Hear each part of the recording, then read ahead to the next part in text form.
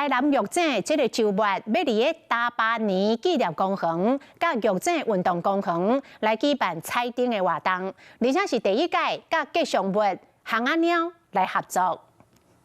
台南玉井要伫咧12月20暗时遐，伫咧大巴年纪念公园和玉井的运动公园举办彩灯活动，而且阁有好运翁仔、巷仔鸟嘛来到现场做灯斗落咧。在运动公园的部分，那配合12月20日的活动，那边有主要的灯饰有3座。 另外，玉井彩灯阁有音乐市集、美食餐车、水果吹宝、走馆游戏等等活动。公所阁特别推出环保纸地盒、含酸影优惠主题的大纸，若是民众通过走馆，就当得到限量的环保地盒含利便大纸。另外，我们这一次还有跟文化局申请巷仔鸟来山区做展览。区公所讲，希望透过公园营造和文化意象，展现玉井在地的人文特色，欢迎民众来到玉井收灯提好礼。